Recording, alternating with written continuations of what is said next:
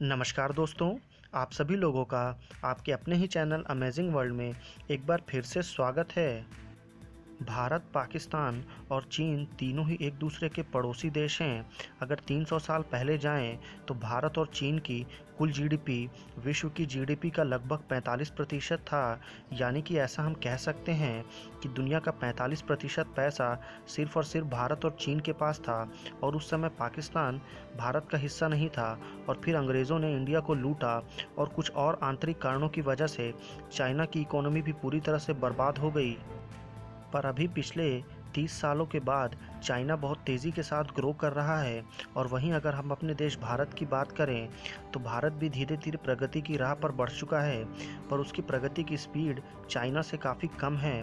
दोस्तों, आज के इस वीडियो में मैं आपको ऐसा बताऊंगा कि अगले आने वाले 10 साल के बाद यानी कि 2030 के आसपास चाइना और भारत और पाकिस्तान का विश्व जीडीपी और विश्व में क्या असर होगा। अगर सबसे पहले पाकिस्तान की बात की जाए तो पाकिस्तान की मिट्टी दुनिया की सबसे उपजाऊ मिट्टी में से एक मानी जाती है और वहाँ पर फसल बहुत ही बड़ी मात्रा में होते हैं। तो उनको चाहिए, पाकिस्तानी गवर्नमेंट, वो एग्रीकल्चर पर ज़्यादा इन्वेस्ट करें ताकि वो ज़्यादा प्रोडक्शन करके दुनिया के अलग अलग देशों में एक्सपोर्ट करके ज़्यादा मुनाफा कमा सकते हैं और अपनी इकॉनमी को बहुत ही बड़ा बूस्ट दे सकते हैं। पर ऐसा रियल में बिल्कुल भी नहीं है, क्योंकि पाकिस्तान के भारत के साथ रिलेशन किसी से छुपे हुए तो बिल्कुल भी नहीं है।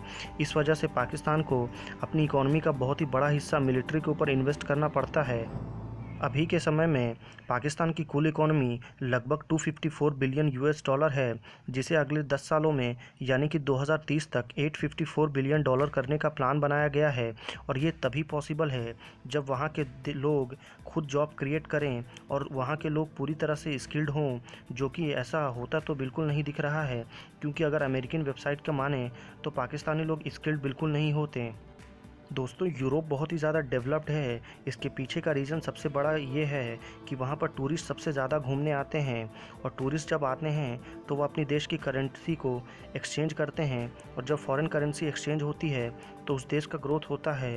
और अगर आप दुनिया की टॉप 10 लिस्ट उठा के देखें तो पाकिस्तान उसमें कहीं पर भी नहीं है और वहाँ का टूरिज़्म सेक्टर सबसे ज़्यादा बर्बाद है, क्योंकि वहाँ पर हमेशा ही जान का ख़तरा बना हुआ रहता है, इसलिए कोई भी वहाँ जाना नहीं चाहता।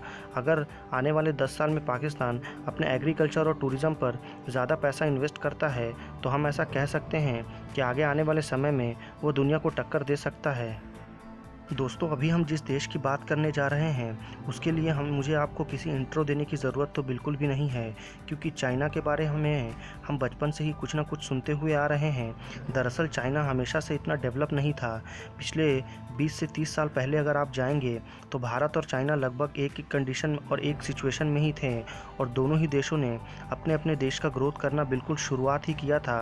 पर आज के देश में चाइना भारत से लगभग 3 गुना इकोनॉमिक ग्रोथ में आगे निकल चुका है और वहाँ पर एक से एक बढ़कर बिल्डिंग और स्ट्रक्चर का काम चल रहा है। दोस्तों, ये ऐसा सिर्फ तभी पॉसिबल है जब वहाँ की गवर्नमेंट ने वैसे रूल्स और वैसे रिफॉर्म लेकर के आए जो उनकी कंट्री को आगे चलकर बहुत ही बूस्ट अप प्रदान किया है। दरअसल चाइना ऐसा इसलिए कर पाया है क्योंकि चाइनीज़ गवर्नमेंट ने वहाँ की पब्लिक का ध्यान पॉलिटिक्स से हटाकर पूरी तरह टेक्नोलॉजी पे लगा दिया है ताकि वो आए दिन नए नए इन्वेंशंस कर सकें।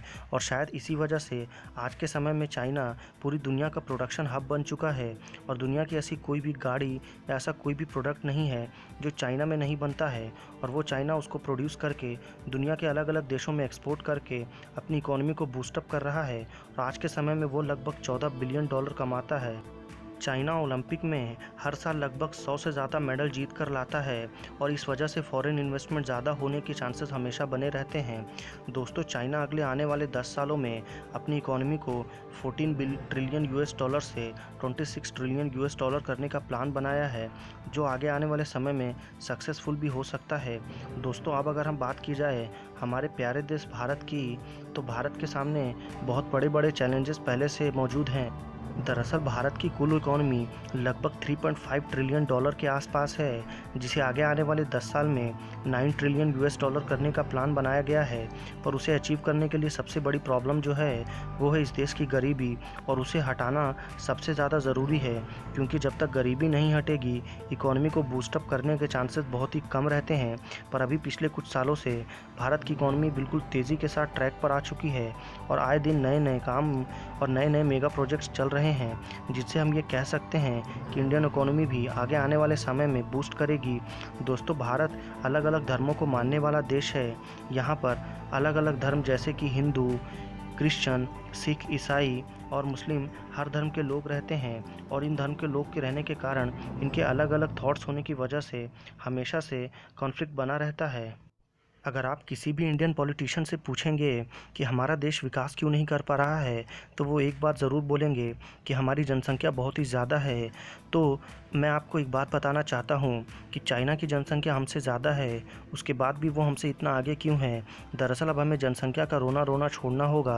पर अगर स्पेस फील्ड की बात की जाए तो हमारी space agency Indian space research organisation ने पिछले कुछ सालों में बहुत ही अच्छा काम किया है और इसने एक नए नए कारनामे करके दिए हैं।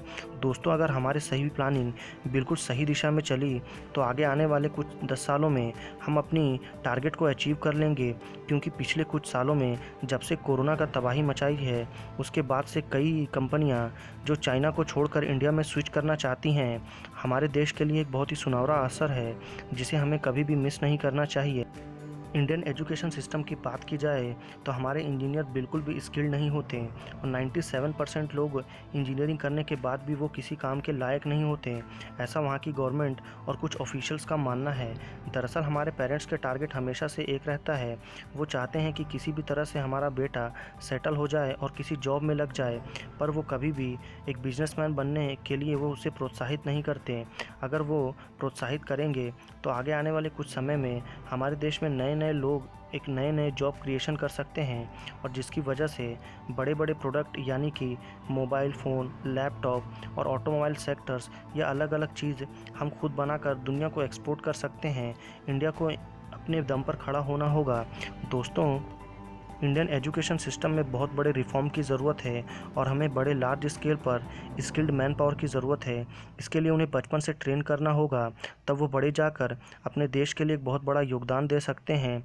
दोस्तों, आपको हमारी दी गई जानकारी कैसी लगी, आप हमें नीचे कमेंट करके ज़रूर बताएं, और आप अगला वीडियो किस टॉपिक के ऊपर देखना चाहते हैं आप हमें ये भी नीचे सजेशन में जाकर आप बता सकते हैं। दोस्तों, अगर वीडियो पसंद आया हो तो वीडियो को लाइक करना बिल्कुल ना भूलें, और अगर चैनल पर पहली बार आए हैं तो चैनल को सब्सक्राइब कर लें और बेल आइकन दबा दें, ताकि आगे आने वाली वीडियो की नोटिफिकेशन आपको सबसे पहले मिले। फिर मिलते हैं अगले वीडियो में। बाय।